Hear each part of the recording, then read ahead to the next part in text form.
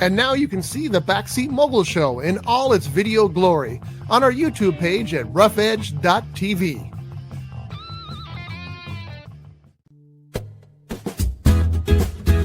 It's tiki time at Harbor Cove Cafe. Dive into the tropical paradise at the end of Spinnaker Drive in Ventura with vibrant drinks, delicious bites, award-winning fish and chips, and more. Now featuring extended hours and happy hour. Fridays from 2 p.m. to 8 p.m., Saturday and Sunday from 2 p.m. to 4 p.m.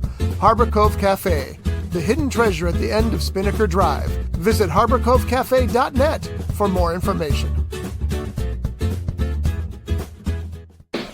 Showbiz is a cruel and shallow money trench, a long plastic hallway where thieves and pimps run free and good men die like dogs for no good reason. There's also a bad side.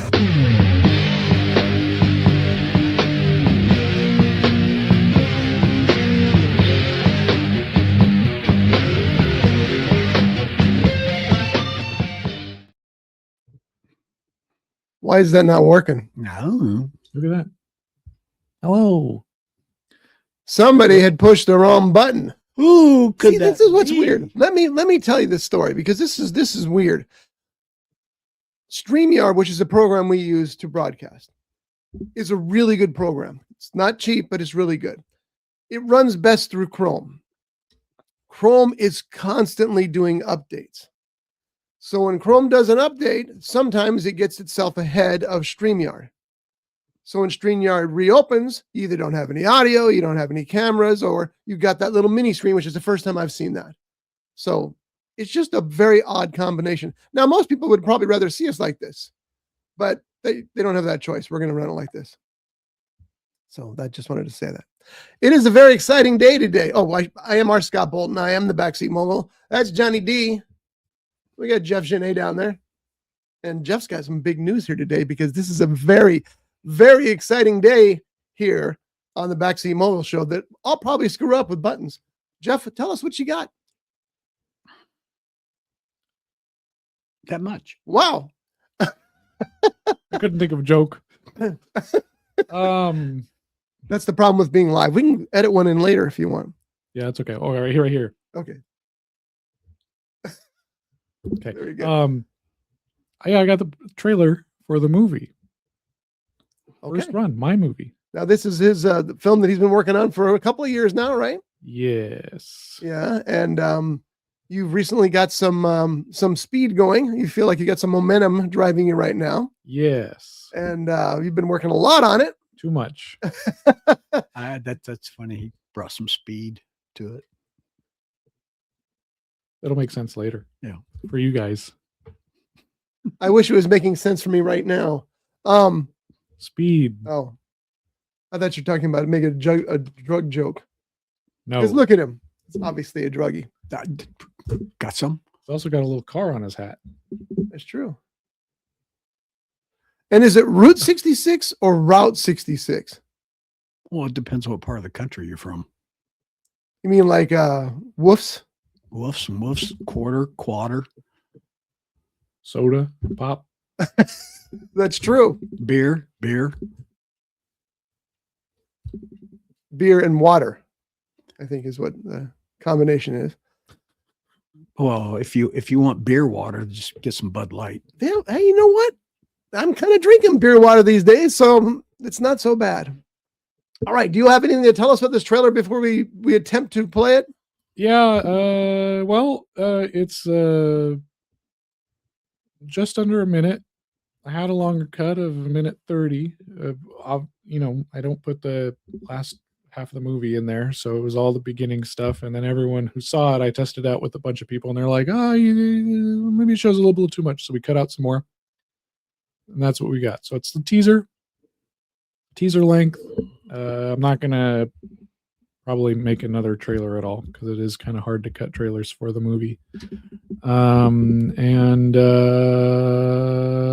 Yeah, this has all the color in it. We might be adjusting the color a little bit in certain spots. And you might see me adjusting the ratio as we start to play this because there's some iffiness with wonkiness. We have to play it through a different manner than usual because we can't upload it to the server. So it's going to be it's something new for us to try today. Yeah, so I'm interested to see what you guys think and what you guys at home think. Comment post a comment if you're watching right now. Yeah, please Let post me a know. comment, or you can always email us at roughedgestudios@gmail.com, and I'll make sure that Jeff gets that too, because I know not everybody watches live. So, shall we do it? I suppose so. The world premiere of the trailer for First Run. You notice how nowadays that they're doing teasers for trailers. Yeah, that's weird. It is weird. I started doing that. I'm like, really? So here's 2 seconds of the movie. Tomorrow we'll show you 90 seconds. Yeah, or like at the beginning of the trailer, it's a 2-minute 40-second trailer, and then at the beginning it says, "And now the trailer is going to show," and then it already spoils parts of the trailer before it starts the trailer. It's like it's in the same video, just for those Subway Surfer kids, I guess. All right, here we go. Let's try it. We're going to add this back to the stage. Is bad news. Oh. There was a mishap at the post office, and the DCP for Galaxy Battle ended up in the town over. So I need one of you to run over there and get it. Vincent, you up for the job? Yeah, but I'm training the new guy. Take him along with you.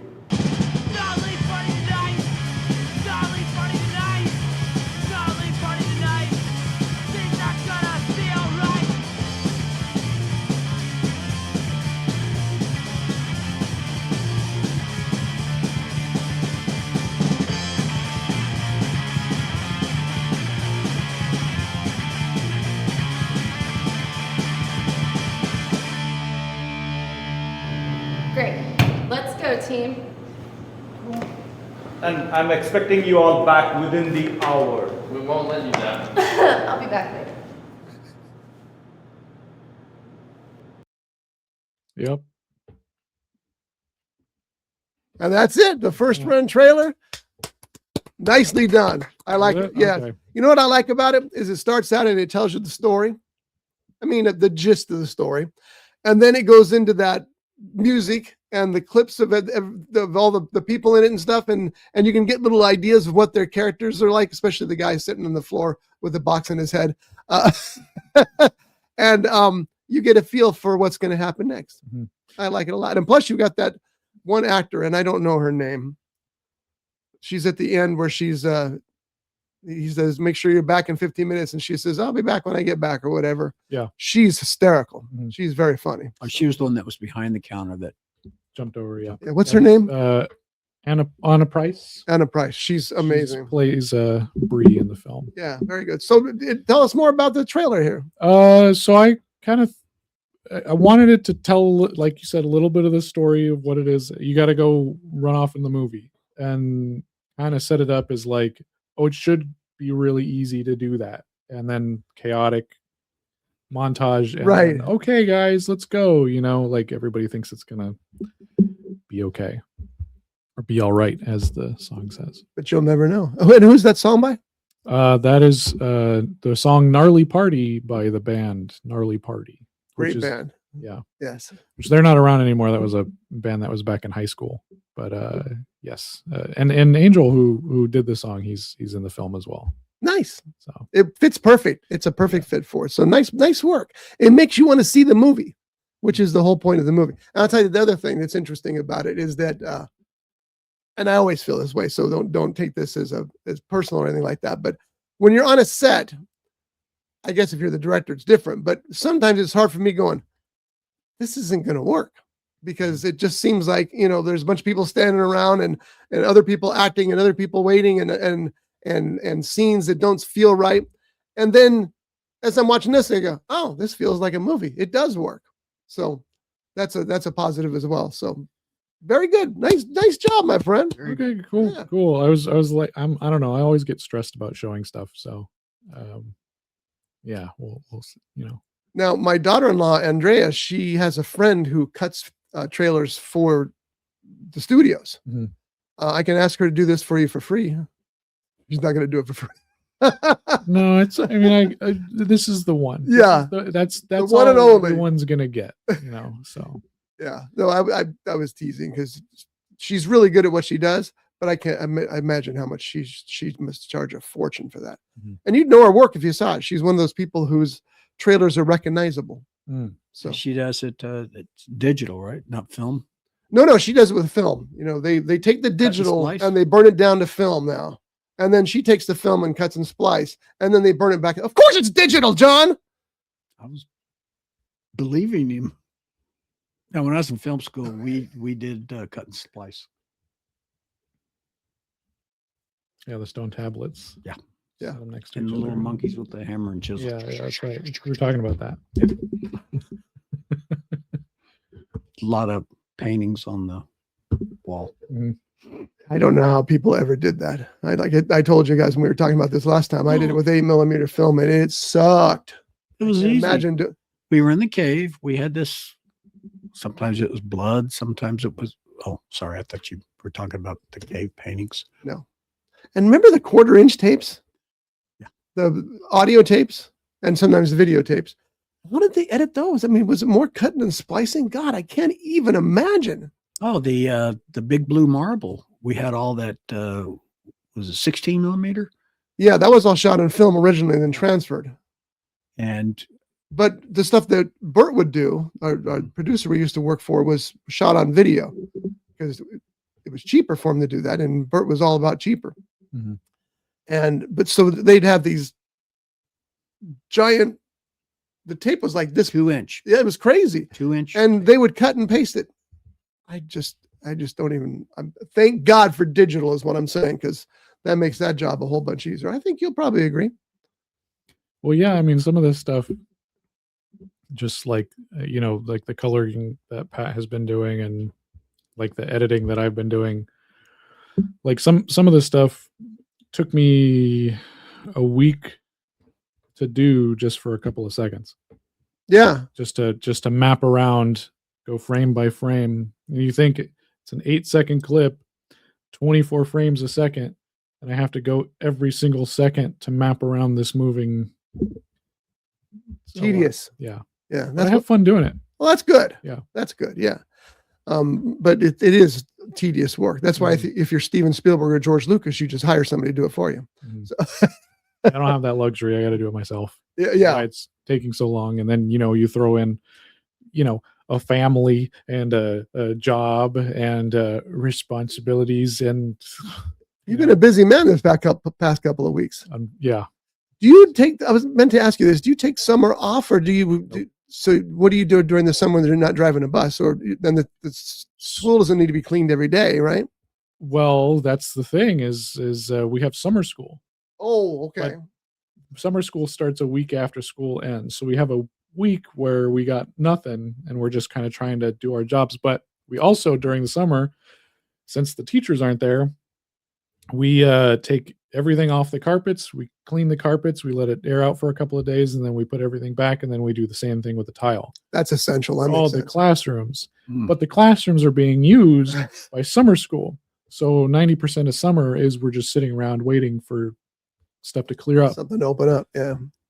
So it's really kind of annoying. And they used to switch it between the schools. So 1 year it'd be over at Briggs, 1 year it'd be at Olive Lands, but they just keep it at Olive Lands. So it's like we're screwed every year Yeah. doing that. So, Well, so yeah, but and no bus driving in for summer there's school. bus driving. Oh, there is. Yeah, Okay.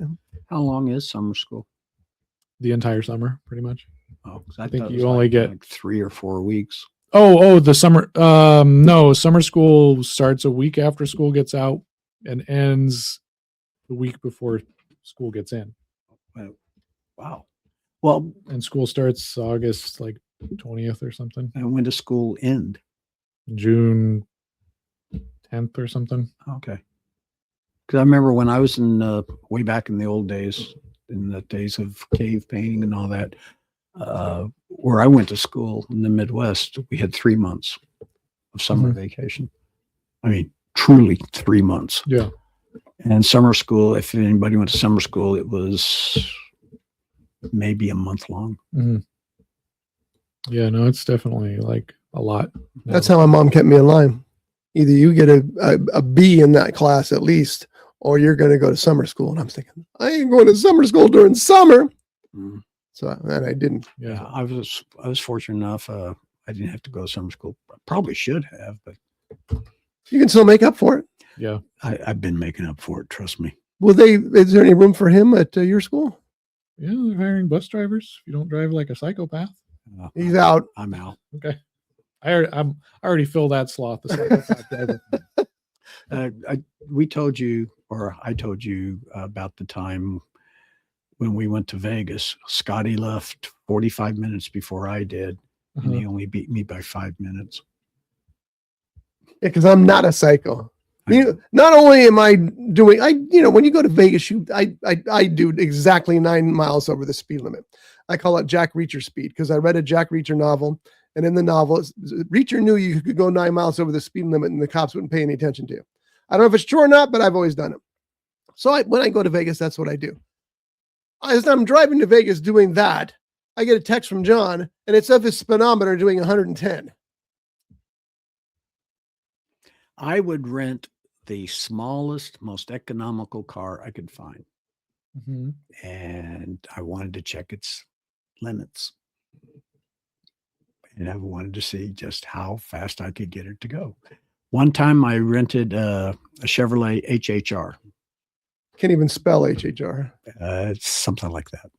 Anyway, drove it to Vegas. On the way back, man, I am, if you're pardon, hell bent for leather. And I'm just going like a bat out of Hades. Is it hell bent for leather or bad? You got to make up It's one. both. Okay. And out of Vegas, headed towards State Line, I start hearing this thump, thump, thump, thump, thump, thump, and I got a flat. So I pulled over. Tires are all good. Okay. So I get back in the car and I'm highballing it again. Thump, thump, thump, thump, thump, thump. So I pull over again. I said, okay, something underneath the car. There's nothing there. Get back in the car. Doing it again. Oh my God. How many times are you going to get back in the car? I stopped, got out of the car. I'm looking around and I noticed on the top of the car, there's a little worn spot in the paint. And it's right where the antenna, the antenna's in the center of the car at the windshield. This really is a showbiz show. We'll get to it. The antenna had a little rake to it. So I'm looking at the rake and where the worn spot is, and it dawned on me, oh, the antenna was going boom, boom, boom, boom, boom on the top of the car. So I just backed the speed down a little bit, boom, boom, boom, went away.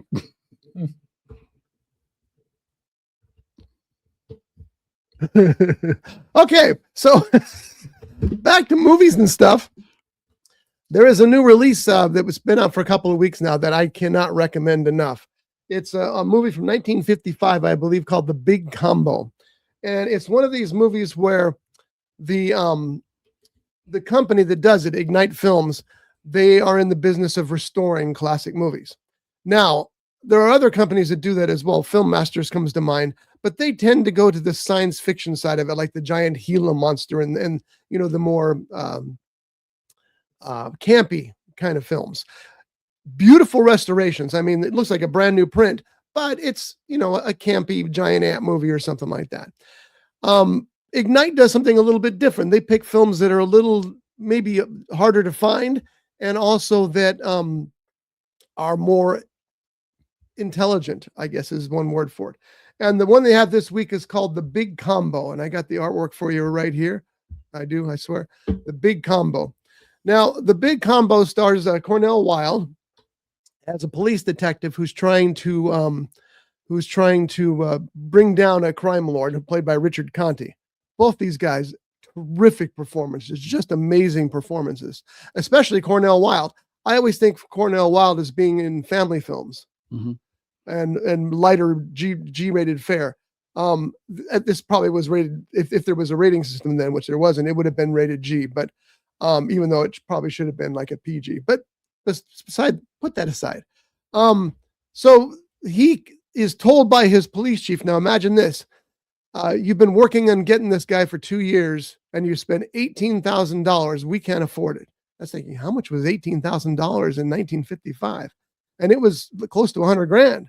And they're spending this money on the police force, and the chief tells them you can't do it. Either you lock him up now or it's over. You shut it down. Well, they can't lock him up now, but he comes up with a plan.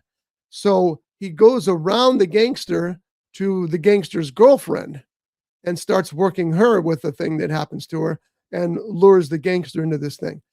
It is a perfect film noir movie. The restoration is picture perfect. It's just absolutely beautiful. It looks like a brand new film. It looks like somebody took and shot a black and white film now, but it's got that gorgeous film noir feel to it with the contrasts and just a film noir picture when you see it because it's got a style, and that style is abundant here. Plus a great score with it as well.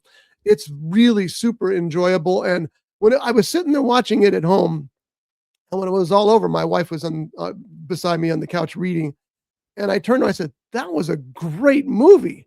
And I mean, she didn't reply because she hadn't been watching the movie, but it affected me that much. I thought, what a terrific movie. So the big combo is out now. You can pick it up, and there's like 4 different formats you can get it in. They have the 4K, they have the Blu-ray, they have Steelbook, and they have tons of extra features that come with each one, comments by film historians and people like that. Each set includes 4 postcards, little postcards that you can, I guess you could collect them if you wanted to. I got them right here. See, here's the box right here. The big combo. That's hard to center. You got that picture there. And let me get rid of the picture. Thank you. And I'm still out of focus here. The big combo, that's what matters though.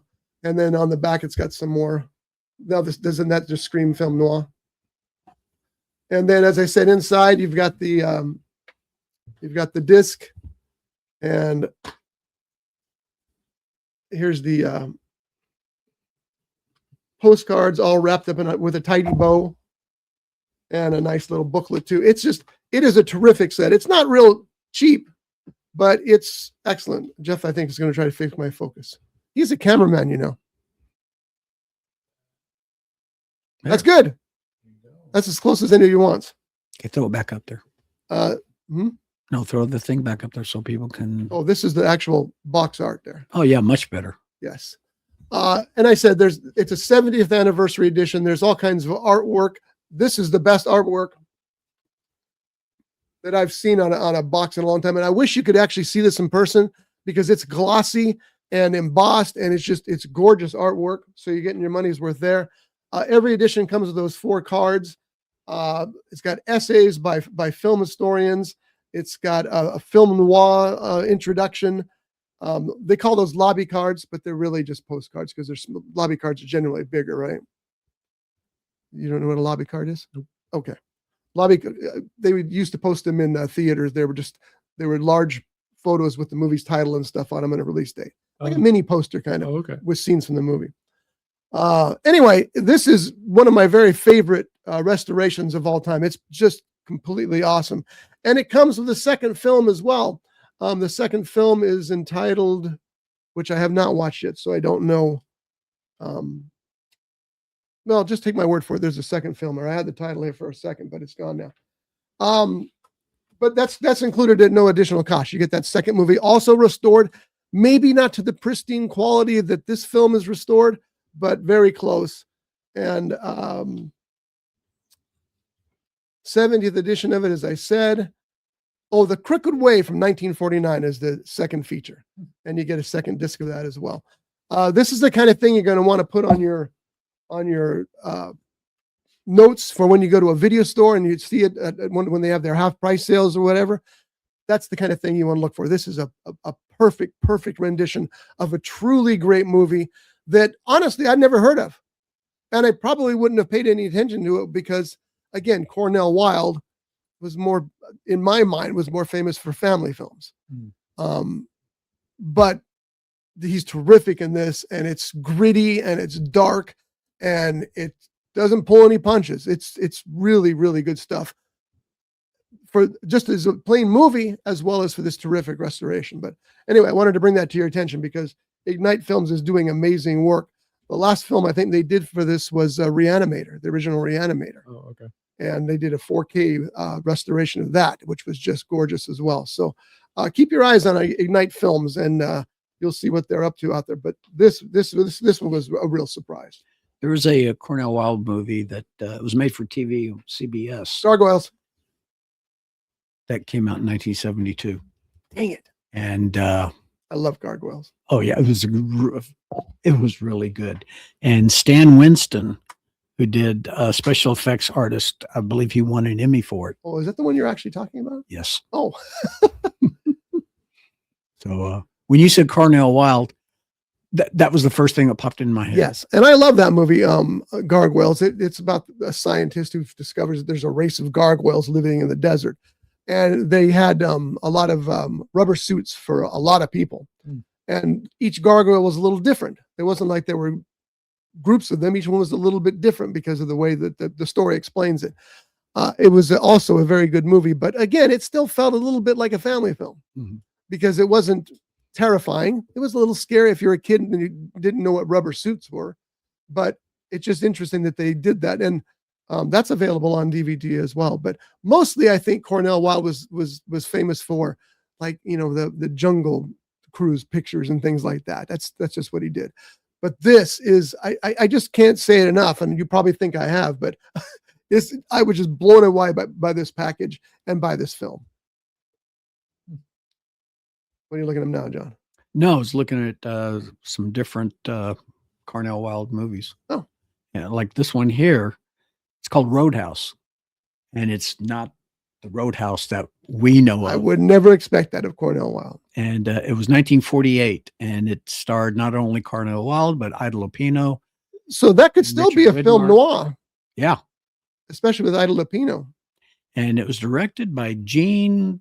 I'm going to mispronounce this name, Neglusco. How would you pronounce that? Gene. Okay. Negalesco? Yeah, that works. Yeah. But with Ida Lupino in it, I'm interested in seeing this movie. And I was a big fan of Richard Widmark's also. Oh yeah, Richard. I mean, he could play a really great good guy or a really great bad guy. I'm not familiar with that film, but maybe maybe Cornell Wilde did more of those movies in the 50s and then graduated into the more family films. Or maybe I'm just thinking of it wrong because, Cornell Wilde makes you think maybe he's, doing African safaris. I don't know. He did some, a few period pieces like Lancelot, with the knights in shining armor, and also Constantine and the Cross, which isn't exactly knights, but it's a biblical thing. That's that one that's based on the cartoon character, right? That Keanu Reeves played later. No, That's my kind of Constantine. but Can you believe they're doing another Constantine movie? some Robin Hood type movies. As long as they don't screw it up. But it looks like he did a lot of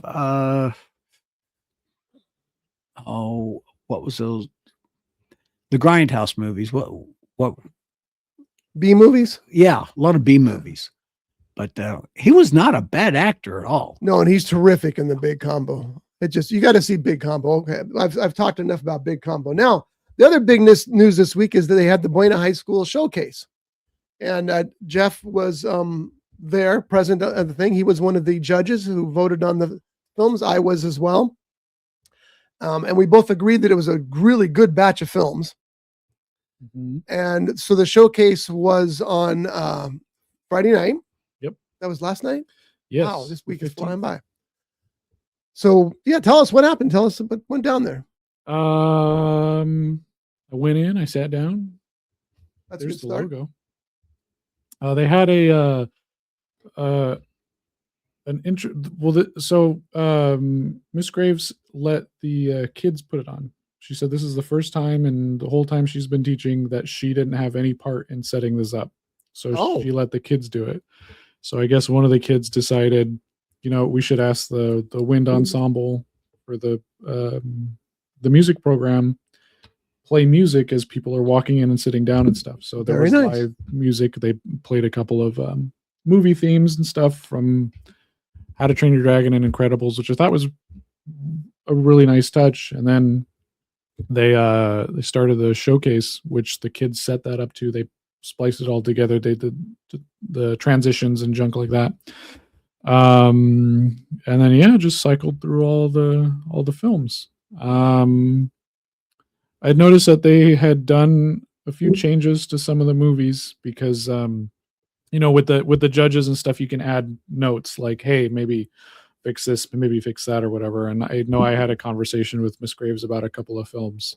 I need to ask you about that for next year because I didn't know where to put notes. I put all my notes in that one little box. Yeah. That's the only place? Okay. That's the place. Yeah. I was just messaging her through like Instagram and stuff. Yeah. So like I was just like, oh, because she was the judges who were there who had all the stuff early on. She asked which ones should be eliminated from the showcase. So like that was something we were talking about.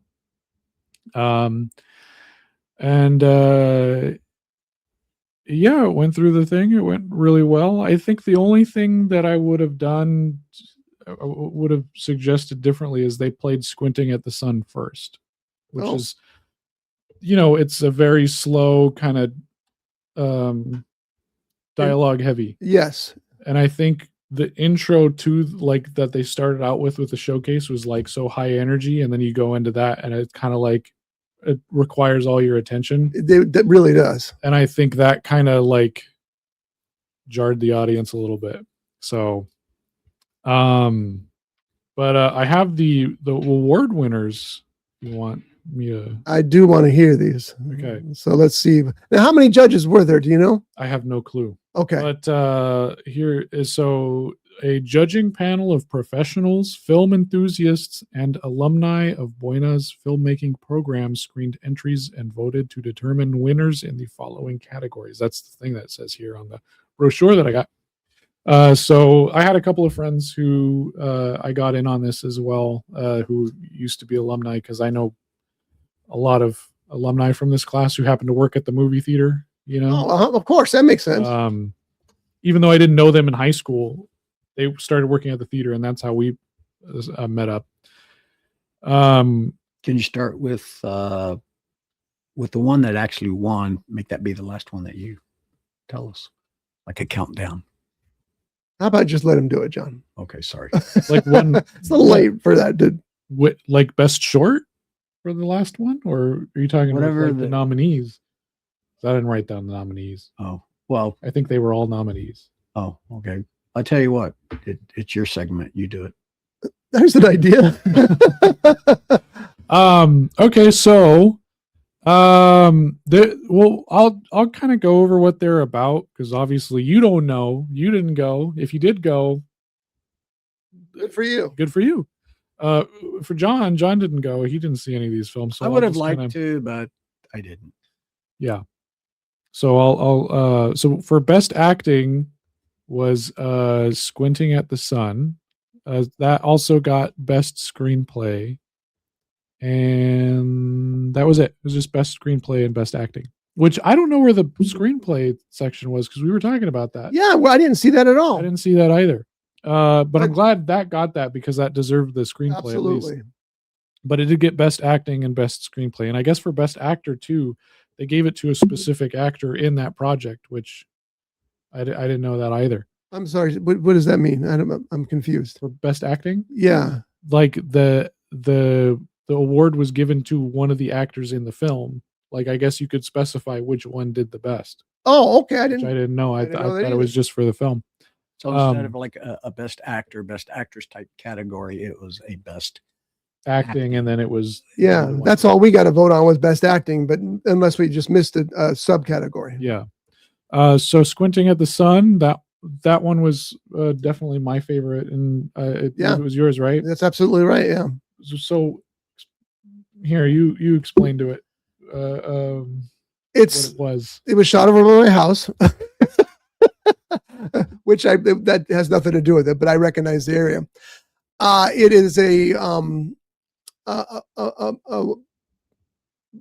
man and a woman who were kind of just bump into each other and start discussing philosophy. Yeah.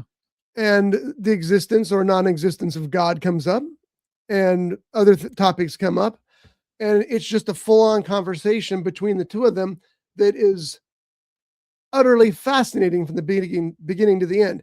And what makes that so unique is that they're having this conversation about philosophy, everybody's favorite subject, and you're stuck to that film like glue because the actors carry off the line so well. It is so sharply written that you become part of that conversation. And I know that a lot of people don't want me to do this, but it reminded me of some of the best work of Woody Allen, because Woody Allen has done much work about philosophy. And this felt like something that Woody Allen would have written, a short play that Woody Allen would have written. And I don't know that anybody does that better than him. So it's nice to see this film step up and do exactly that.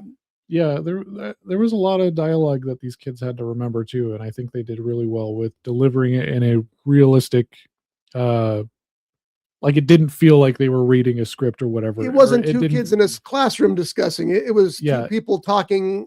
It felt natural. Yeah, exactly. So yeah, I'm glad that got best acting and screenplay, but that was all it got for the showcase. Did they name the person that actually, or people that actually wrote the screenplay, or whoever got the award for the acting? It was in the credits. It was in the films, credits. but I believe it was written by the director, which she's popped up a few times. Lily Beck, I think her name was, but I don't remember the name of the actress who got the award. But it was given to the one with all the necklaces. And yeah. Like that. Yeah. Good. Well, she was amazing. She was. It was it's outstanding student film. Very much so. Best costume and makeup went to Bond's Finality. That was the post-apocalyptic one. Okay. With there's two siblings. They don't like each other. The bombs start going off, and then it flashes forward, and then they're kind of running away from some people. One of them gets spoilered, but it kind of deals with the grief of that person. It's more of like visual storytelling than actual spoken. That was good though. That was also that was an interesting one. Let's see. Best visual storytelling went to The Bus Stop, and The Bus Stop also got best editing and best directing, which is that was the one where this girl's at a bus stop and she's looking at the other people at the bus stop, and she can see kind of their past a little bit, why they're there or something like that. I thought it was an interesting one. It was a story about empathy, and she was either imagining or had some capability to see what these people's lives were like as she was the bus. I imagine she was imagining. But I thought that was very well done as well. Yeah. See, I thought she was actually had some sort of ability, because when she came out of it, she kind of had that little like jump to it. Yeah. But I thought that one was really well done, especially with the sound design, because I just thought there was a real attention to where these sounds should be coming from and stuff like that, and how they relate to the world. So yeah. Let's see. Best cinematography went to Vision, which was that fantasy one. There's a lot in that one. It's about I'm sorry, I don't remember this one at all from the title. That's the one with the girl who lost the knife, and then the brothers after. Oh yes. Okay. And what did that win for? Best cinematography. Okay. I don't mean to be that guy here, but with modern cameras, cinematography was way better on this batch than I've seen in the past. Like when I did the film, our film was in the talent show. So cinematography was different when you're using film as when you're used video. But I was impressed by pretty much all of them, how clear and crisp they were. Cinematography is not just about image, though; it's about movement and everything else as well. So that makes sense. Let's see. I already did best editing, best directing. Best short was In Hiding, which was that one. This guy's stuck in like a storage facility. His name was John. It was interesting to me because like it's kind of like all happening inside this guy's head, and you kind of get the feeling like he's maybe in a hospital instead, and that there's some sort of identity thing going on. Now I wanted to know more about this movie because I wasn't sure if it was about, because it's in hiding. Like I wasn't sure if this was about like being trans or something, or if it was about like bipolar disorder, which like those are two completely different things. But it was an interesting short. It was really well shot, and I think it was really well presented, but I couldn't nail down which one it was about. Yeah, see, that was my issue with that particular film. It was, and maybe its purpose was this. It didn't clarify itself, and it just seemed like scenes from something. Well shot scenes and well acted scenes, yeah, but I didn't get the gist of it, and I think maybe, and I know how against hand holding in a film you are. I mean, guiding an audience. But I think maybe some kind of clue would have been nice, even if it was just a beeping sound of a hospital machine or something. Well, the lady was in a doctor's uniform that he kept talking to, and then he did get the hospital writ. You're both right on both those counts. Yeah, that's true. But there was still no solidification of that. But I was like, is this person like bipolar going under treatment, or is this like I said, like a trans thing? Because the title In Hiding, like you're kind of like, I'm not sure what the like I said, it's two completely different things, and I wasn't sure which one they were going for. And by the way, the largest file size of any of the movies there. This one, In Hiding. In Hiding. Yeah, because when you first started discussing or talking about that one, being in a hospital, like the first thing I thought of, it was an English TV show. It was called Life on Mars. And it was about a cop who gets hit by a car in present day. But when he wakes up, he's back in the 1970s. But did he really wake up? It was a very good series. And they tried to redo it here in the States, in America. And it didn't go over as well as the English version. It's called Life on Mars. But that's what made, when you first started talking about that one, In Hiding, that's what I think about that one. There are comparisons to be made there. I can see that. Let's see, where are we? Okay. So there was an Audience Choice Award, which, nice. The people there were able to scan a QR code and choose their favorite. So that's a great idea. I love that.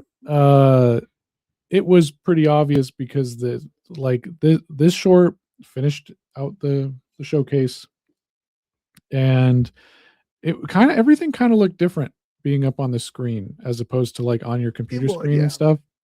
And I think this one translated really well. So I voted for this one for Audience Choice Award. This one also won Best Sound, and that was Shaolin Scantron Warriors. I was waiting to hear that come up. So that one, it's about these two kids. They have to retake a test. Teacher falls asleep. One kid's asking the other kid, "Hey, what would you get for number 2?" And he's like, "I'm not going to tell you." So he tries to steal his Scantron, and it turns into this like old martial arts film, super well done choreographed fight scene over the Scantron. They even switched to the part where their mouths are moving, but they're not talking. Yeah. And as they stand up, the film grain comes over it. It yellows a bit, and it does the cheesy music. It was really well done. Yes. And you didn't expect it to be. When you first look at the title, you thought, okay, this is going to be one of those student movies that they just shot for fun. And then you go, no, they really took their time with this. And I'm 100% behind them on the sound, because the sound quality changed to fit the movie. And even the music was changed to fit. It was just really well done and a lot of fun. So was that the last one? Yeah, that was the last award. Yeah. I think it'd be interesting if we had the names of the the directors and the writers of all these. So in Yeah, the future, direct- we can see, if we hear these names, we go, oh, I remember them from that Buena High School. Oh, hey, look, we got synopsises right here. Oh, I could have read those. Oh, Well, I like yours better. They were off the cuff. okay. Yeah, we have the directors here. We don't have the whole crews for some of these, but Well, can you read In Hiding? What is the In Hiding synopsis? In Hiding, is hiding an escape, or am I just getting in my head? That's the synopsis for that. sounds like You know what? It's a puzzle. I think that whole point of that film is to make you decide what it's about. And that was directed by a girl named Luna Gaboyan. Gobuyan. I'm saying that wrong. I'm sorry. But this person directed 4 different. Yeah, notice that. Bond's Finality, In Hiding, Enjoy Time, and Vision, which that was all part of that Key Films group, which is really cool because inside the class, these group of friends made their own little production group and they do short films. I think that's cool. great. That is. There was like 15 of them that are all in that group, and it's like that's like what kids need to do this. If they keep that together outside of high school, they got it, because that's networking is all part of That is exactly it. What's the phrase? If you're not working unless you're networking. Yeah. That was one thing I noticed as I watched all these, because I watched them all in one afternoon. Sat down because they're all shorts. I mean, the longest one was 23 minutes or something like that. Yeah, which they shortened that one down to 19. That was Okay. Baklava, which is Yeah. Yeah. But when I was finished with them all, and as I watched them all at once, I realized how many of the actors appeared in other films and how many times a certain director's name came up or a certain screenwriter's name came up. And I thought, this is really nice because they've obviously got a community there. Yeah. And like you said, that is so key. You know, there's another saying that I won't mention in the show, but it's essential that you have the teamwork and the camaraderie and the passion to make these films. And it was really interesting because like they didn't just stay within the film program. They went to the drama department to get actors. They went to the music department to get music made for their shorts. Nice. So some of that stuff is original. That Original music. And yeah. And I mean, like, that's just amazing that, you know, those 3 departments are working together to do this stuff. yeah. So And again, it may all of that may show in the final product, because as we said, it was a terrific batch of films I can't say, but it's better than I've seen in a while. Let me just put it that way.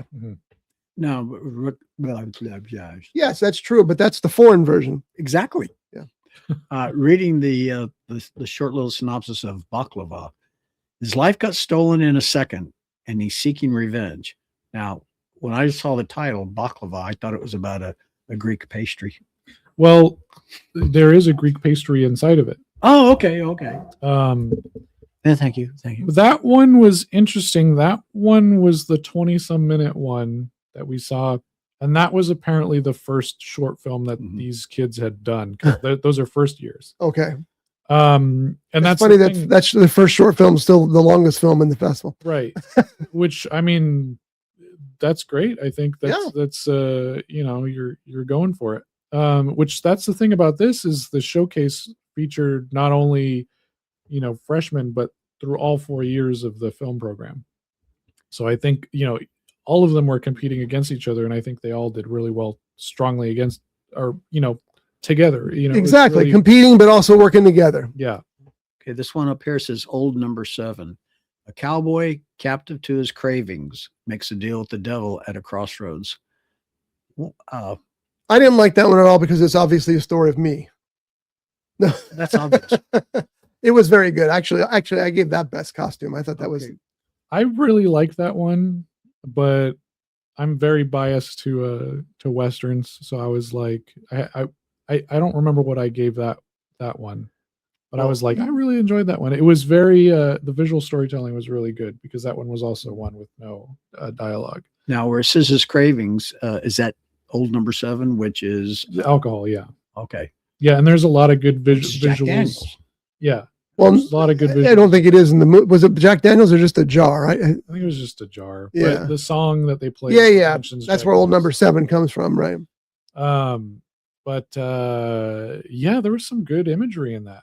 Yeah. Of switching from this like ghostly perspective to the camera stuff where it's like, oh, here you're holding out a hand and now it's alcohol. It was really, really well done, that one. And that was who did that one? Yeah, so she also did The Bus Stop.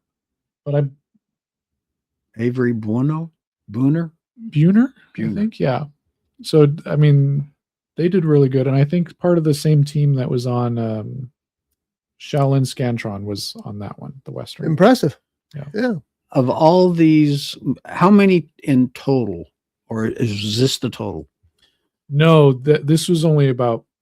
I think there were about 20 films, something like At that. least 20. 17 to So these 20 were the films. award winners. These were the ones that made it past the elimination Oh, okay. to get voted on. That's quite interesting. I'm really sorry I missed it. Now I got to wait a whole year for the next one. Yep. So Well, keep doing what you're doing out there, because the batch of films was great, and yeah. so much potential there and so much achievement that I was blown away. Yeah, I mean, when I was in this class, it was just a bunch of kids messing around with cameras. Yeah. I mean, I didn't even make it to the showcase because we never finished our short film. So just seeing these compared to like the other film classes that I've been in and seeing those kids' films and stuff like that, like these kids are knocking it out of the park. Like, some of these kids are going to make it for sure. Do you I agree. Very talented. Do you still have a copy of the one you worked on when you were in that class? Yes, I do. You gonna show it to us? It's still unfinished, Doesn't matter. but I could send it to you guys. Yeah, Yeah, I'll send it to you guys. I'd like to right now. see that. Yes, that'd be fun. If I can ever find, I've got it on VHS. If I could ever find a copy of the movie I worked on in film school, I'll bring it in. Sure. I'd like to see that too. Yeah, I mean, it that was one that you actually directed. Your segment that you directed. I had a scene that I wrote and directed. I also did some of the special effects stuff on it. That's fun to do that kind of stuff. That's fun to have that. It was a fun class that I. And if you want to see my films, you just search for Forklift Drivers from Hell, which I'm just appear in. And the other one? Night of the Doll, which I also just appear in, but it's a great scene. And of course, Searching for Inspiration, which I wrote and starred in for the 3-day film festival. Hey, wait a minute. I starred in it. Sort of. How many lines of dialogue did you have? Didn't matter. Yeah, I kind of did- matters. I didn't move. Kind of matters. I was a fixture. You appeared in it. I was dead. I starred in it. Okay. I was dead. I have sent you guys 3 videos. One of them was Switches. It is the short film that I worked on. I kind of helped write it a bit. I didn't do any of the editing or any of the cinematography, but I'm acting in it. Switches was my final for the film program. And it was, I had this dumb idea because I was watching a lot of, do you guys remember the show Stan Lee's Who Wants to Be a Superhero? Yes. Vaguely, yes. It was like a reality TV show where these characters, Mhm. these people make up their own superheroes, and then they do it. Fat Mama was my favorite. She just had a utility belt of donuts, but that's besides the point. That's my kind of superhero. Ah, It only went for, and I still remember her theme song, but I'm not going to sing it for you. So it only went for 2 seasons, and then it got canceled. But I had this idea of, since it's Stan Lee, those people become actual superheroes when they win. So this is like future down the line. This is season 5. This kid gets in and he has the ability. During the contest, you actually get the abilities. Stan Lee is able to grant you the abilities to have these powers.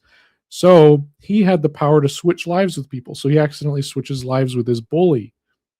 And then he finds out that there's this evil plot from this past winner called Mr. Butterfly or something like that, who's trying to win again or something like that.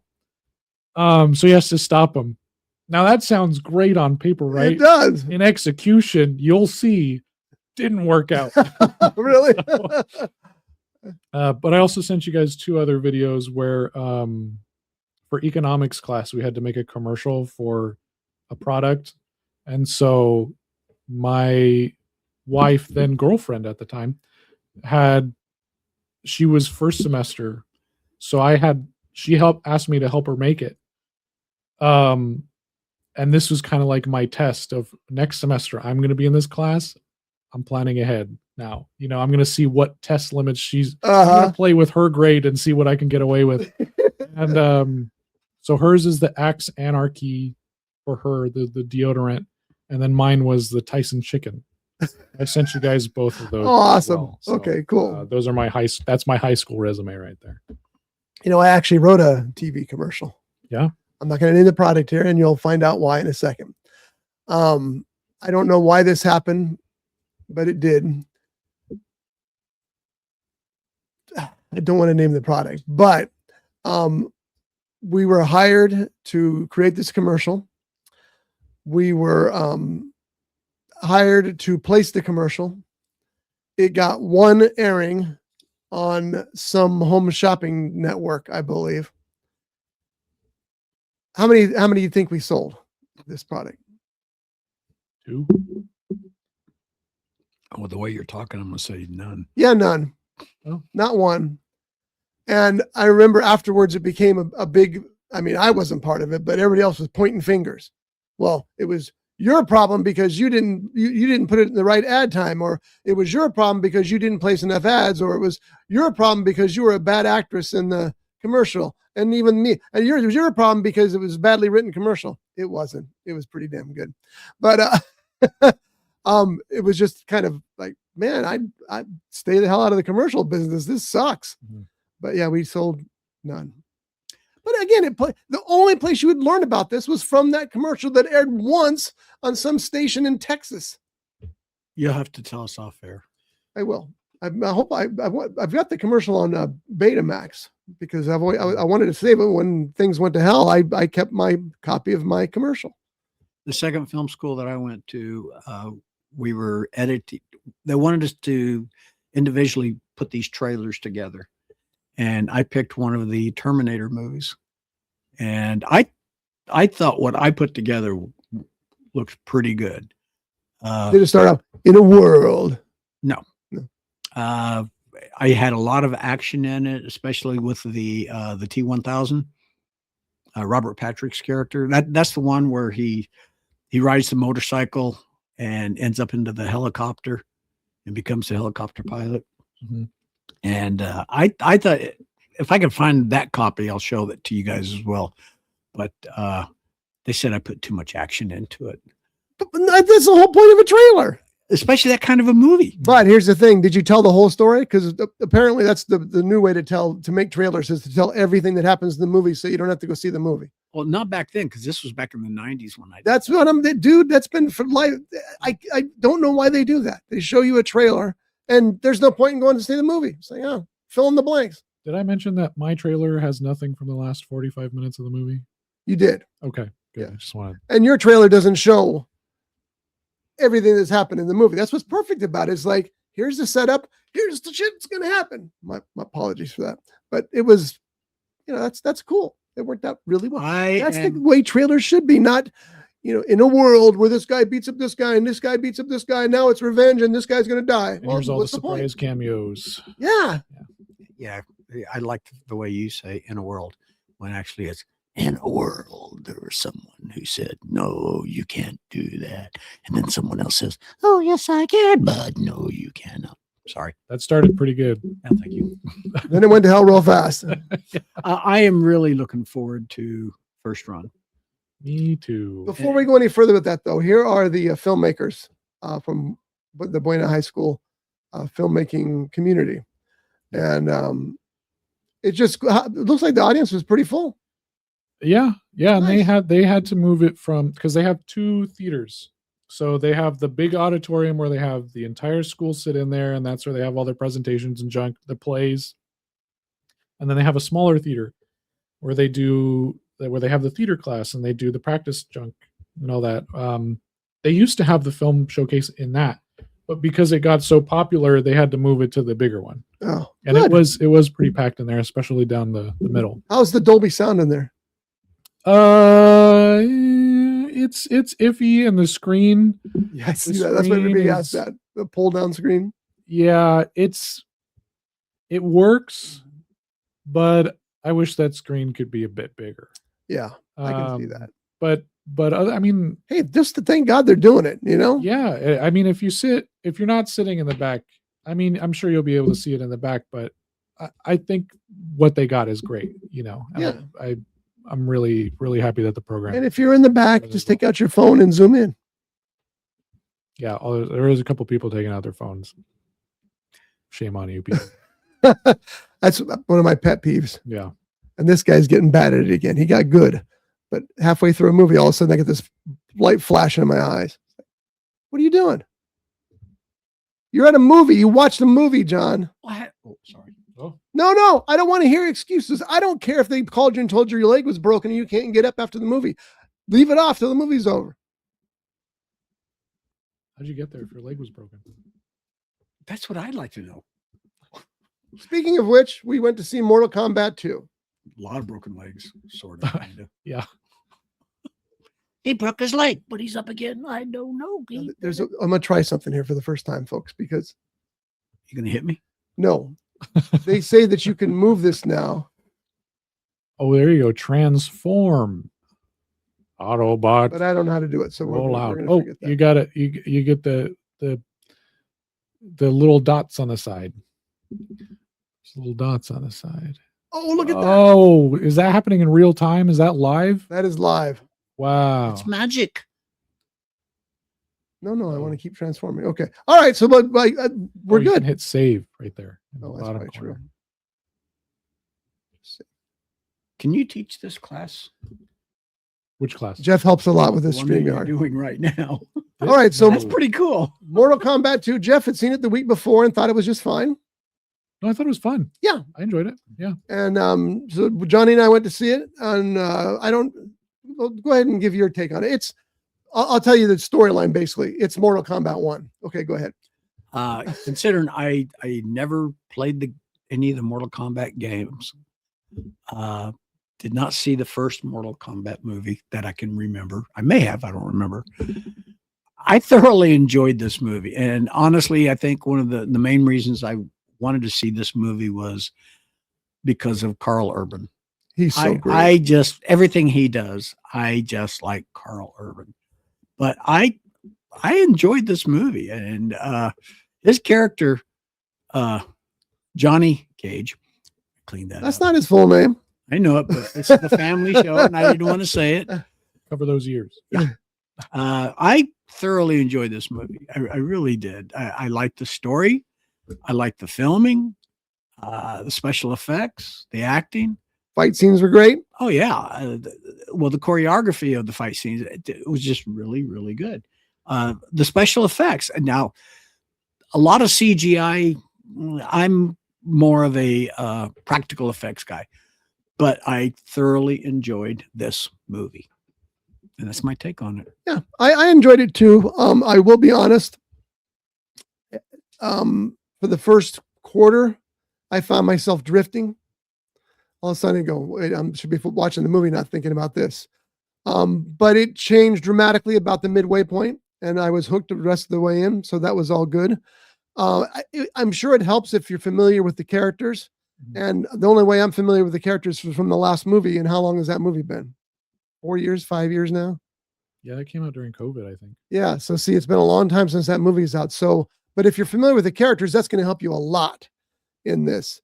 Not that the film's character driven, because it's not. It's fight and sci-fi driven, but the characters each have their own individual abilities, and if you know that, you know what you're getting into from there. I love the way that and maybe they did this in the last one, but I forgot the scorecard of the kills just was fire floating in the sky. Mm-hmm. That was just what a great way to put that in there, Mm-hmm. you know. And again, Carl Urban. Yeah. Dude, that guy, you want to see you want to see a Johnny Cage movie. You know, you want to go see a Johnny, because he plays an actor in the movie.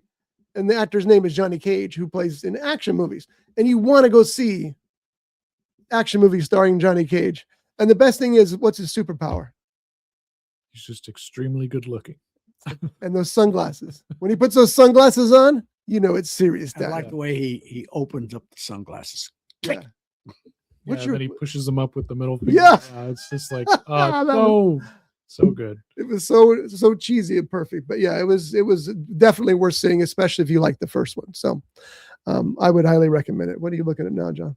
No, I wanted to see, because I never saw the first Mortal Kombat, which was released in 2021. I wanted to see the actors that were in it. And I didn't know if Carl Urban was in the first one or not. He was not. But when I'm reading this, it says, I know there's Martin Sheen and Morgan Freeman and John Tom Wayne Hanks and Randolph Scott and Talking sequels. about live people. Okay, from Mortal Kombat, sequel setup. The film ends with the heroes preparing for the next tournament and Cole setting out to find Johnny Cage, setting up the sequel Mortal Kombat 2. I will say this about Mortal Kombat 2. They tell you where they're going. It's like, hey, this is where we're going next. Come along from the ride in 5 years. Because they make it clear that there's no doubt that they thought there's going to be a sequel, and there probably will be. But they make it clear which direction they're going to be going in. Just might be able to find this. It's according to this, Mortal Kombat, the first one, is showing on HBO Max, YouTube, Sling TV, Amazon Prime Video, YouTube TV again, Google TV, Apple TV, and Bango at home. And a TV and a pear tree. That too. Okay, so we all agree on that. Yeah.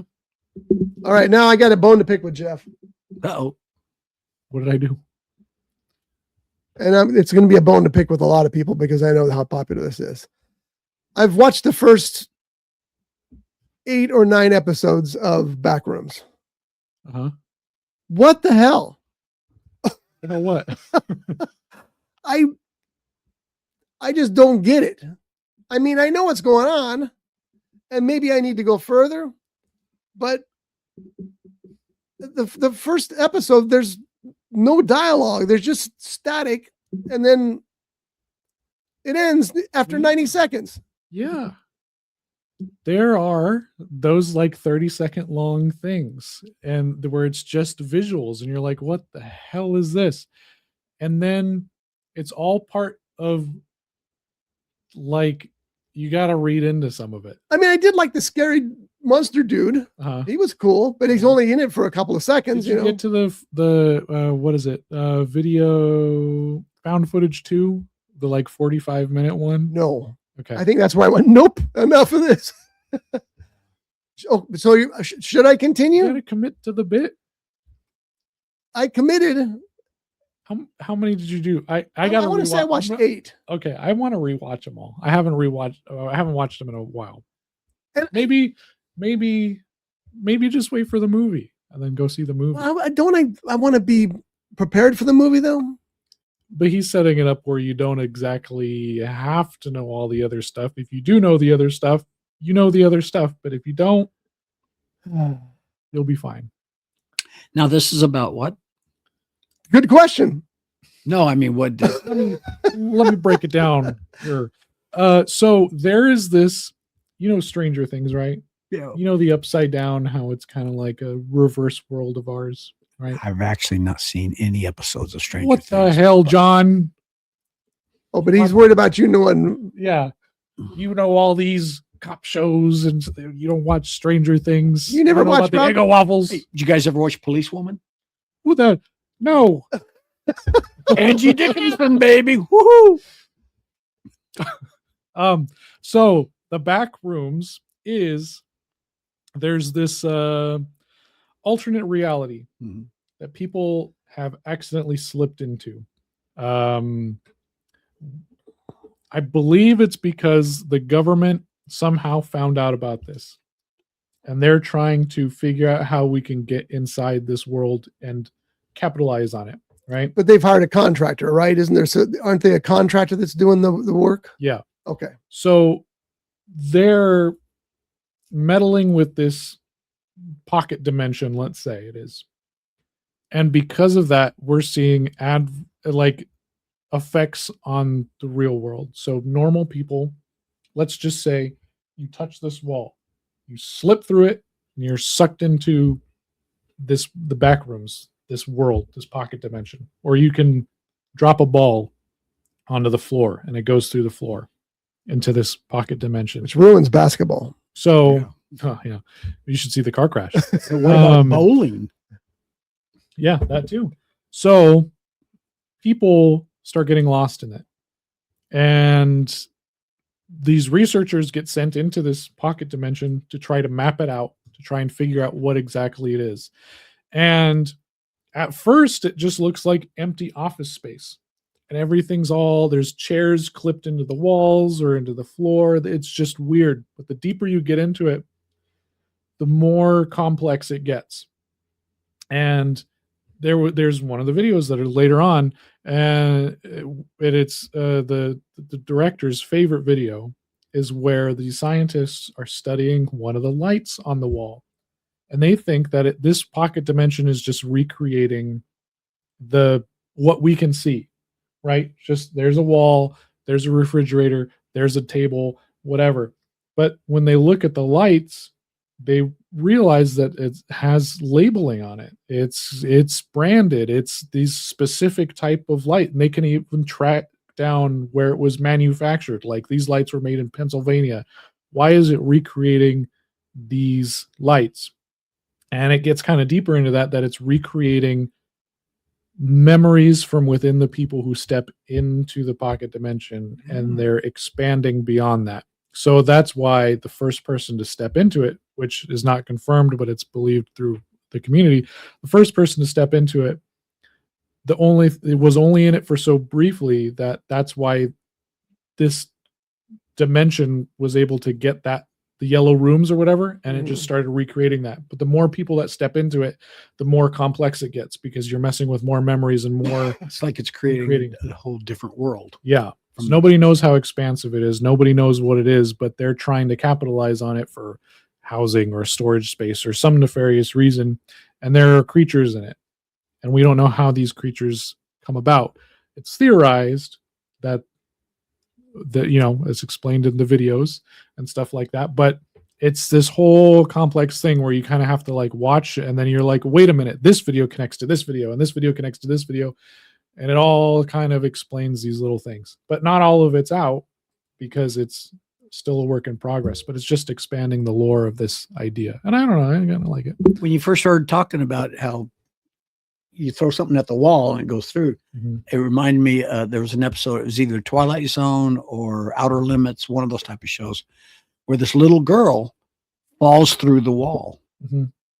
And it's what the father and the mother and some friends of the father's, what they try and do to pull this little girl, try to find the little girl and to pull her back out of whatever world that was. Yeah.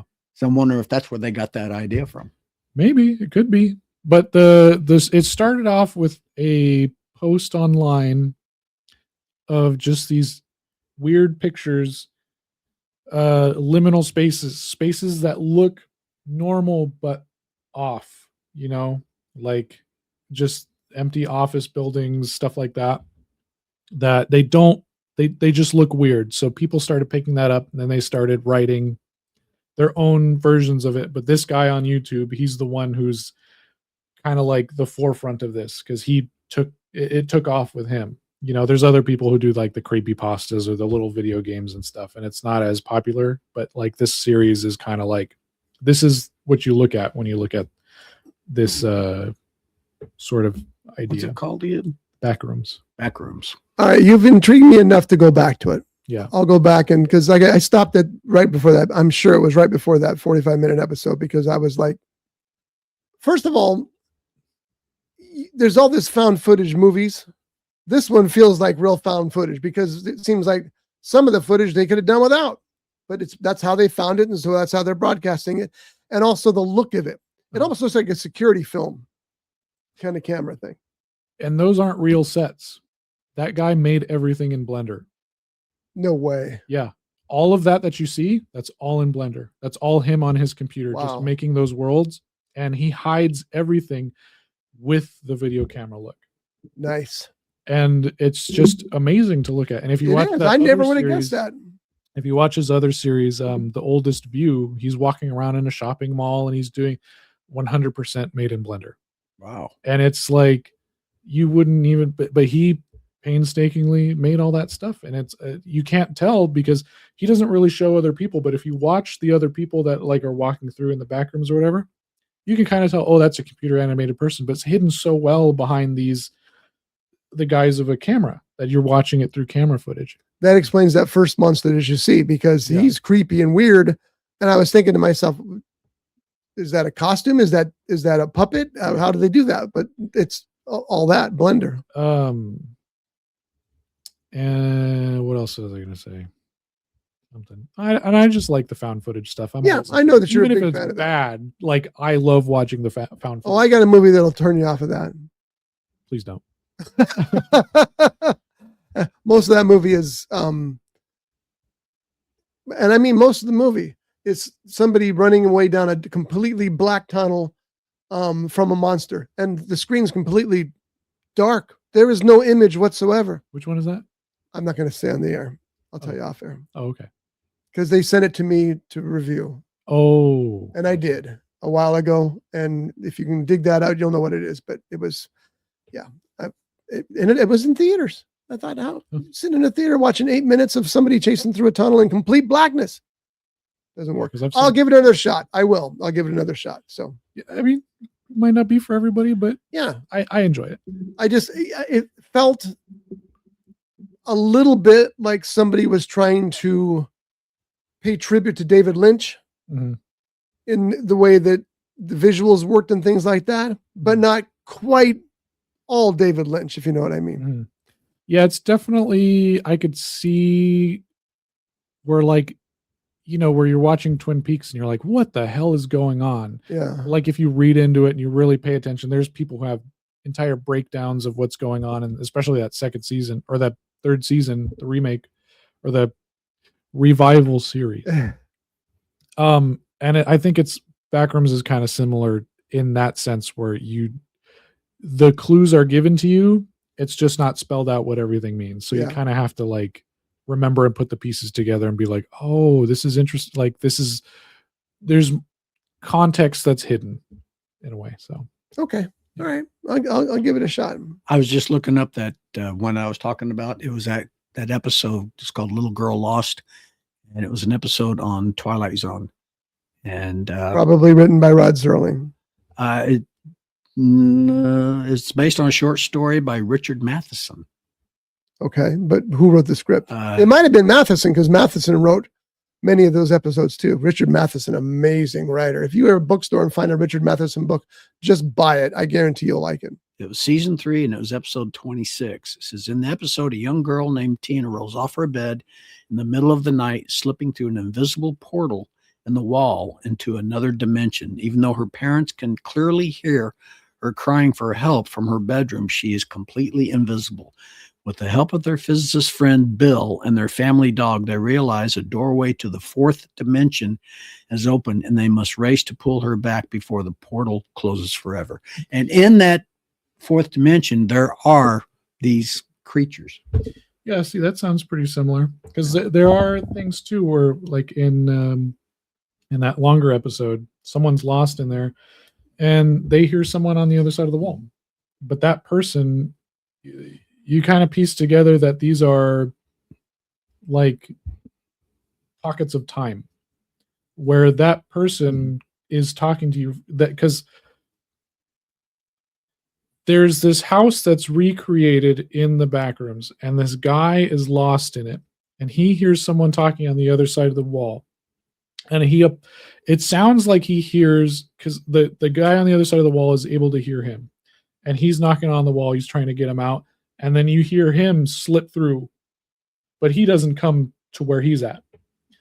But if you think of the Backrooms as something that's able to recreate memories, this house is his memory that guy slipped through. So where did this guy in time slip through? Like, was he here? Did he slip through a long time ago? And that's why this house is recreated. It's kind of like a weird wonky thing. It's like, well, what's actually going on here?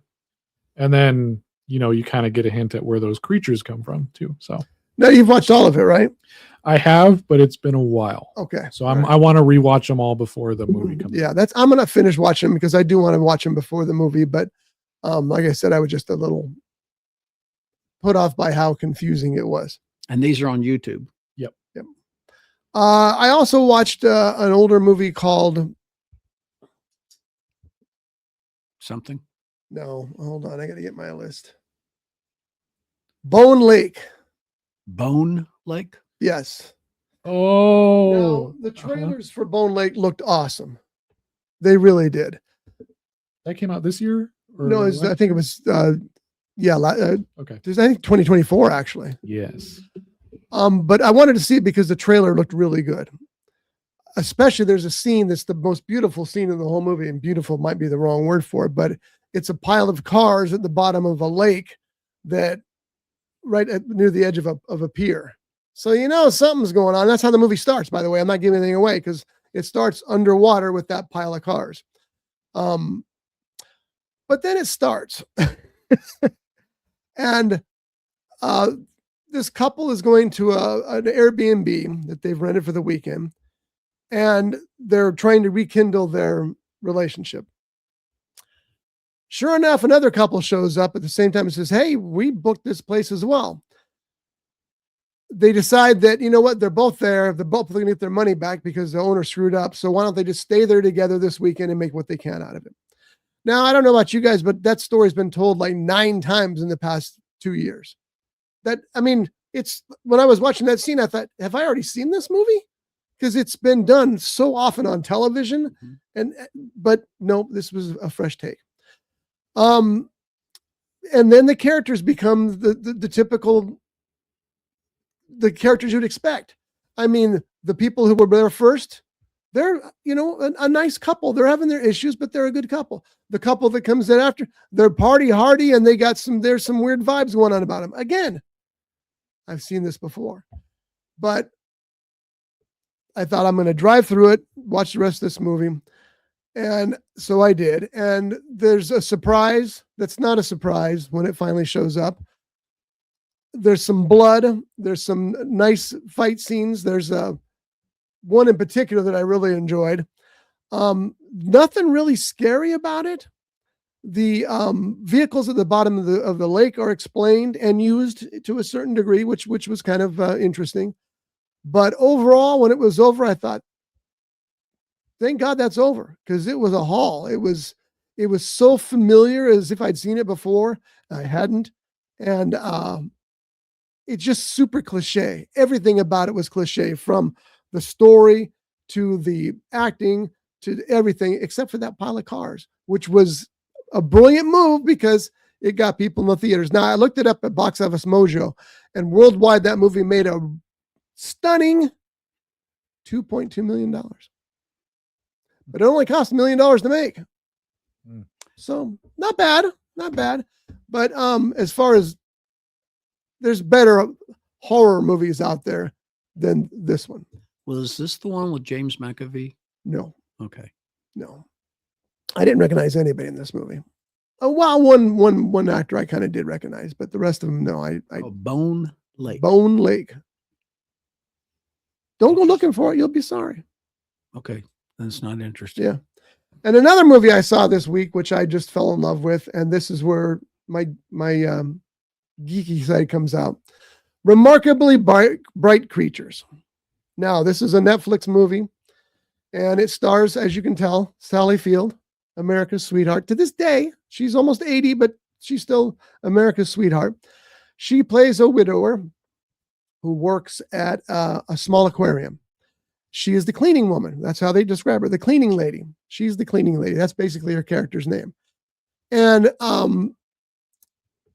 it shows the story of this octopus named Marcellus, who's been in captivity for 1,700 days. And you know this because he tells you that. His voice is narrated by Alfred Molina. So you hear, because, you know, octopuses are supposed to be very intelligent creatures. Well, he's stuck in this cage. He considers it prison, and he hates all humans because most of what he sees are little kids breathing smears on his tank and what have you. But he loves her because she talks to him, even though she's talking to him about her family, her sons, and everything that's going on in town, how she's got to move on with her life. And he loves the fact that she's talking to him about that. But she finally decides she's going to sell, and she has no idea that he's listening, by the way. This is one of those movies where the animal, where she understands the animal too. It's not Dr. Doolittle. She's just unloading, and that octopus happens to be listening. So she decides she's going to sell her house and move to a home. And she's telling him that, and he's depressed. But then a replacement comes in, and it's Lewis Pullman, who is Bill Pullman's son. Apple does not fall far from the tree. He's very, very good. He's going to take over her position, but he's younger, and he doesn't have the care or the techniques even to take care of the aquarium like she does. For example, she has to come back down and start teaching because he's wiping the aquarium windows up and down. She says, no, you got to do circles. You got to do circles. So it's that kind of thing. Well, they develop a relationship, not a sexual relationship, not a romantic relationship, but just a friendly relationship. And he's trying to move on with his life because he's looking for his father.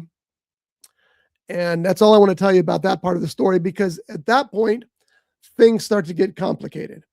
And the whole time, the octopus, Marcellus, is watching these two interact and grow together as friends. And he's doing things like he'll sneak out of his cage at night, which octopuses are famous for, and he'll go and he'll eat crabs or something and then go back, and he's not supposed to do that, of course, so they keep having to tighten his cage. Well, at one point, somebody loses something in a tank full of, they're not piranha, but they're like piranha. They're vicious eels. And Marcellus knows that the cleaning lady has to see that. So he gets out of his tank, crawls over, fights with the eels, and then gets back to his tank with the item. And then more happens there that, again, I don't want to spoil it for you. It is a wonderful movie in that Sally Field is amazing. She is just, anything she does, she's terrific in. And she's a little more picky about choosing things than she used to be, because she can still choose to do whatever she wants. But she's picking movies that make people feel good, that are deep, and that give her a real character to play. Because as she says, and we all know she's right, not a lot of great roles for actors of her age. So you got her, you got Bill Pullman's son, who's also terrific. And Cole Meany from Star Trek: The Next Generation plays another character who you just fall in love with him. The whole movie is just a feel-good love fest. And you laugh, you cry. It's brilliant.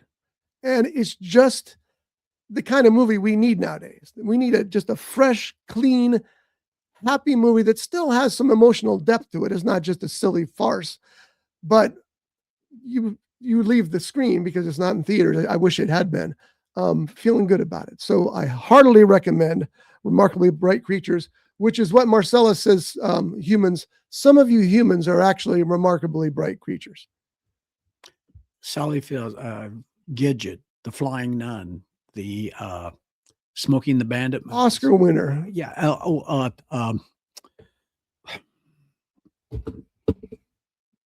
Forrest Gump. Yeah. I mean, this woman is so fantastic. I talk about people who are true American treasures, and Sally Field is definitely an American treasure. So anyway, that's the other movie I saw this weekend. Hardly recommend that one as well. What is that little QR code thing? Is that a QR code that's on the far side of the screen? You're about as subtle as a chainsaw, yeah, aren't I? But if you're looking to, and we're going to show the trailer again before we leave today. Yeah. If you're looking to help Jeff fund First Run, which is his first feature film, and You'll see how good it looks in just a second.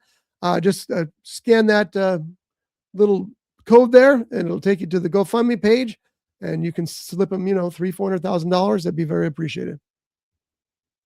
Wow. If you get $300,000 or $400,000, 10% right here. If you get 10,000, 20,000, I do not want a percentage. It's all yours. And by the way, before John says anything, hi, I'm R. Scott Bolton. I write books. You should read them. rscottbolton.com. And they're available on Amazon.com. And if you've got Amazon Prime, you're going to get free delivery. There's a plethora of books written by R. Scott Bolton. My favorite is Dead Dick, about a 1940s private detective, hence the term Dick, who has died, hence the word dead. The latest that's available is Bowling Bag in the Back Seat. Get these books, all 40,000 of them. Okay, there's not 40,000. Maybe 39,999. No, not that many. No. There's 8. There's 8. And they run the gambit from science fiction to fantasy to everyday cops and robbers to private detective. Not just the 1940s private detective, but present day. And also, one of the books, which again I really like, Dead Dick, has nuns with machine guns riding the Harley. Get these books. You'll enjoy them. Amazon.com, R. Scott Bolton Books. Get them. rscottbolton.com.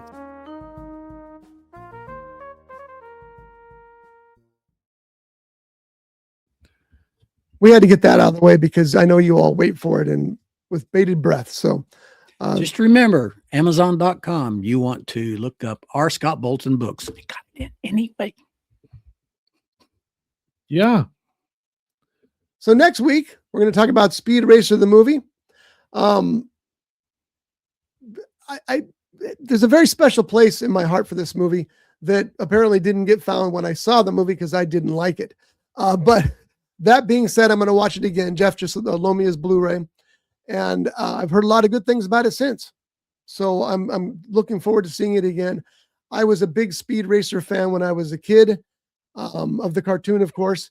And I even wrote the story for a Speed Racer, the motion picture myself, which was considerably different than this version. So I'm going to watch that. And Jeff's going to watch The Big Combo, which is the Ignite Films release of the 1955 Cornell Wilde film Noir project. And again, I probably should stop talking about how blown away I was, because then I expected more.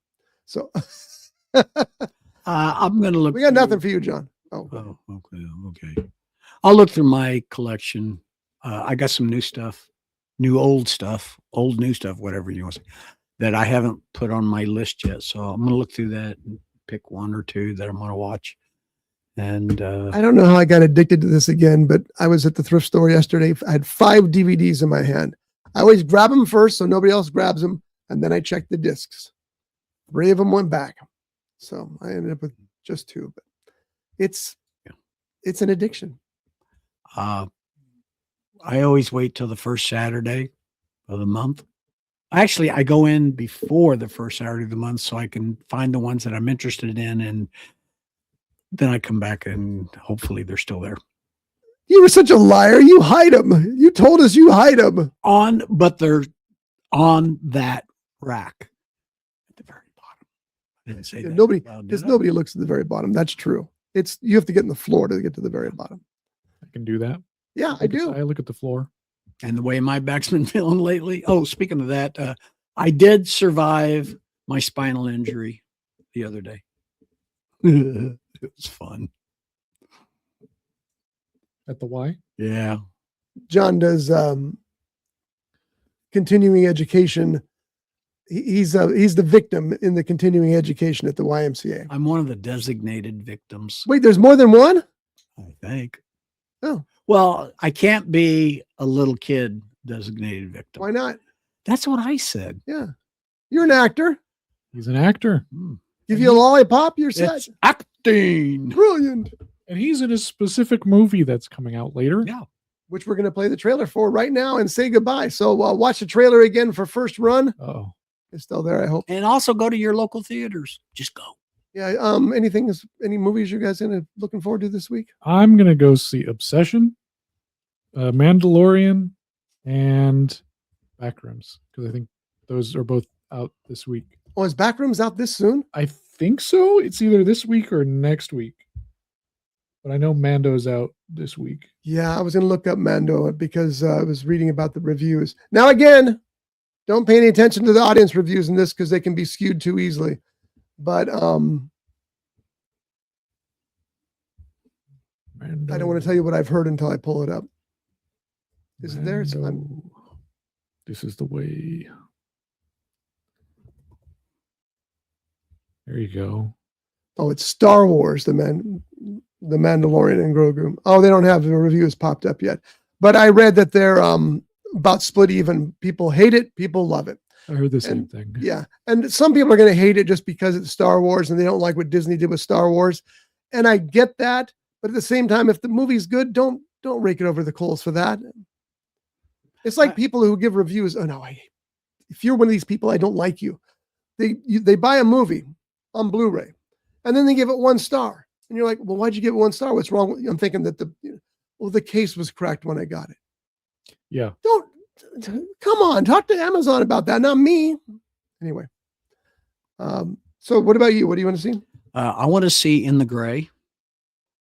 Unfortunately, the earliest showing for this Monday is it's after 1 p.m. That is a perfect example of the industry cannibalizing itself because Devil Wears Prada's on so many screens, Grogu's on so many screens, and Michael's still on so many screens that you can barely squeeze in The Gray. And it's a Guy Ritchie movie.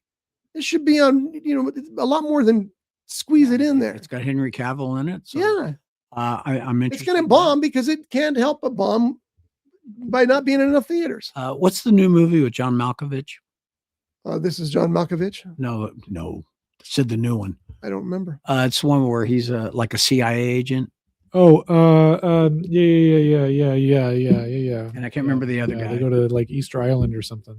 Yeah. That one looked funny. Yeah, it's about these 2 CIA agents who end up on this island for a reason. And it looks very interesting, and I cannot remember what's called. But I'm looking forward to that one. I'm also looking forward to, I do want to see The Mandalorian. I'm a big fan of that TV series. Right there for scroll down. In the line? No, it's not in the line of fire. It's upcoming. Oh, no, maybe not. Bishop Humboldt, Lost and Found. He's done so much work and more power. And he's in Bad Monkey season 2. I love Bad Monkey. Pull up Wild Horse 9. Is that it? That's it. Oh, yeah, that's it. Look at that. Oh, good cast there. Sam Rockwell. Yeah. Steve Buscemi. John Malkovich. Yeah, that's worth seeing. Yeah, I like it. CIA agent Chris and Lee face a trust testing mission from Santiago to Easter Island during the 73 in Chile. The movie I'd like to see is God is God, which is, it is, no, Is God Is, right? Yes. Worst title in the history of motion pictures. But the trailer looked really, really good. So I'd really like to see that. But another one that's pretty much squeezed out this weekend by all the other blockbusters. And I get it, theaters. I know you'd rather have 100 people in the 16th week of Michael than 10 people in the opening week of In the Gray or whatever. But you got to give those movies some room to breathe. Just got to do it. I'm still looking forward to Pressure and The Odyssey. But that's just a couple of movies that I'm really looking forward to. I think Pressure is later this month, and I'm not sure when Odyssey is supposed to come out. I think Pressure is the one with Brendan Fraser, right? Yeah, I believe it comes out this week. Yeah, it's pretty soon. Yeah, Mandalorian. Yeah, I mean, he has become such a great actor. I mean, when you look at his early stuff from Airheads, which he was great in, and the one where who would win in a fight between God and Lemmy? The trick God question. is Lemmy is God. Yeah. Okay. Yeah, it's a very funny movie. Encino Man to the mummy movies he did. He was like a movie star. Mhm. And that's good to be, by the way. Ask Arnold Schwarzenegger. You know, Arnold was never acclaimed for his acting, but he was a hell of a movie star. And that's what Brendan was. Now he's an actor. Yeah. He's really, ever since that movie. The Whale, Yes. where he won the God, Oscar for. that was a great movie. And Rental Family. Yeah. That was I'm really surprised he was not nominated. Was he nominated? Nope. He should have been nominated for that. You saw Rental Family, didn't you? Yeah, it was a great movie. Yeah. So and from the trailers I've seen about Pressure, where he plays Dwight D. Eisenhower, I'm really looking forward to that movie. Yeah, I am too.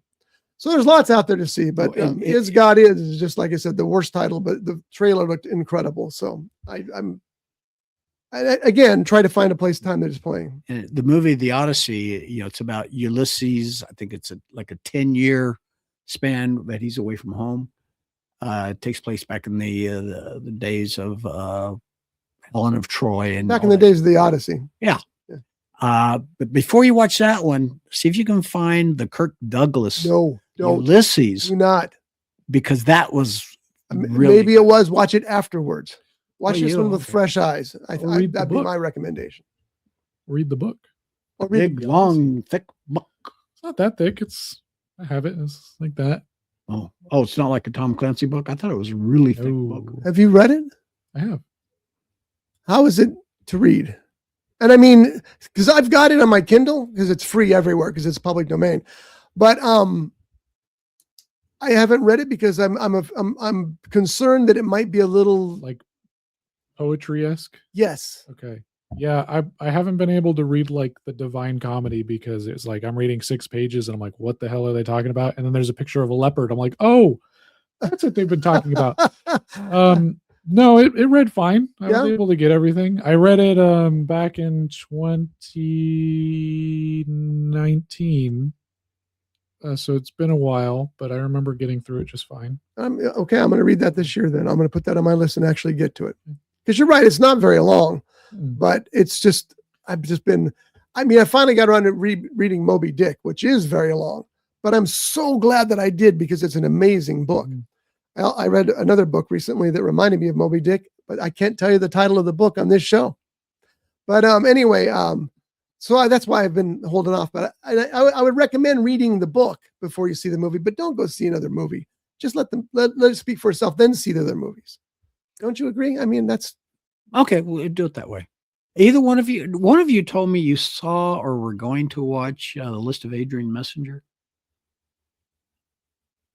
Didn't you watch it? didn't we discuss it? Yeah. Yeah, that's why I was bringing it back up. That's why I just said, didn't one of you tell me? Remember, I told you I wasn't that big a fan because it's just a big gimmick. Did you like it though? It's okay. Okay, well, that means you liked it. And then you told me to write it down, and then you told me not to. Wait, what? Yeah, don't write it down. It's not that good. Watch it. I'm okay. I got a long list. If from you like- already. If you like makeup along the lines of actually a little worse than the Mission Impossible movies, that's In that transitional scene where they're taking it's off real the close to that. Yeah, it's real close to that. Have either one of you seen the original Manchurian Candidate? Yes.